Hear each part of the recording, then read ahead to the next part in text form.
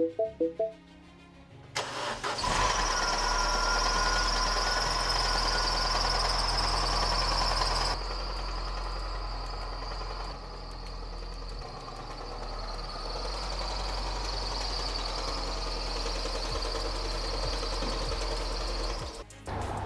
welcome back to another video. Today we have a Mini Cooper in, a 2012 Mini Cooper.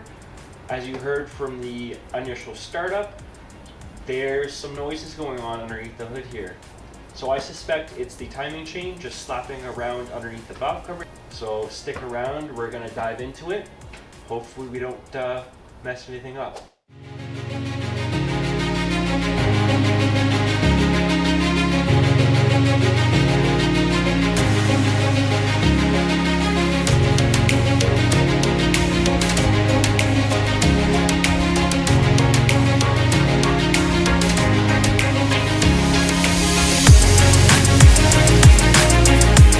So we're making a little bit of progress here.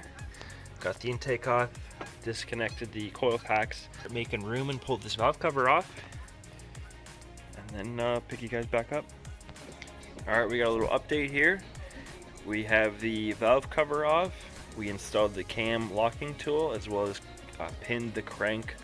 So now we're gonna start disassembling the front accessory drive. We'll have to pop off this engine mount here, and we'll be able to pull this timing chain out as one whole piece. It'd be pretty cool if you've never seen one of these before.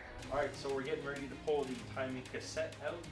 I haven't done a whole lot of filming just because it's been raining towels and stuff over the engine to keep water out, so you wouldn't have been able to see much anyways. Drop this. Drop this, we're in trouble.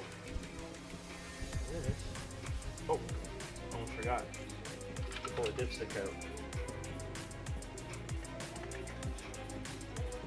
Little shoot match just comes out, just like that. Mint. Alright, so what we got here is the old chain on the table. We'll get the new chain out and have a look to see if there's a difference in length.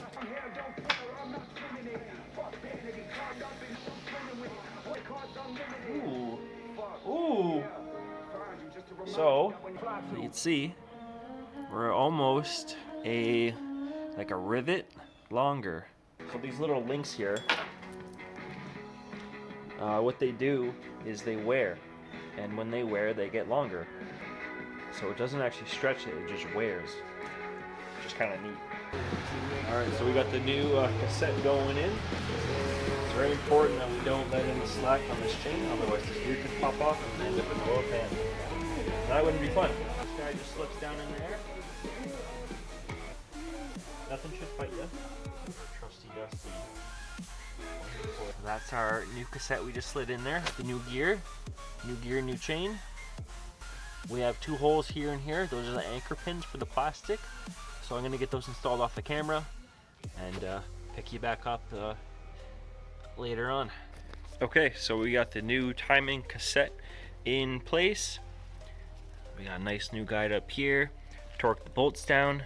New tensioner, everything's all in there. Got the bottom crank bolt in.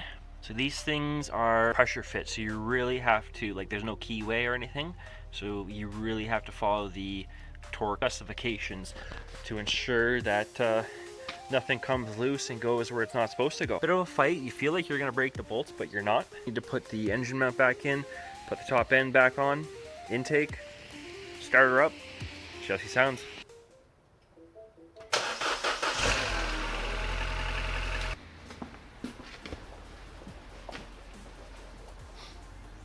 Alright, mouth breathers, as you heard, the engine runs awesome now, which is great because this guy was quoted $7,000 for a replacement engine.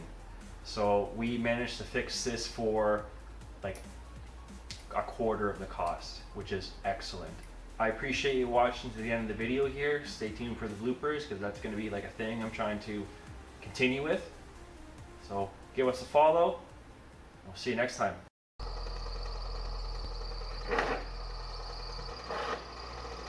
It doesn't sound like it wants to die anymore, which is great.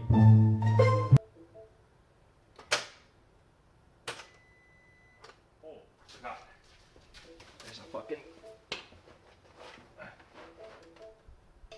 that locks the crank first crank.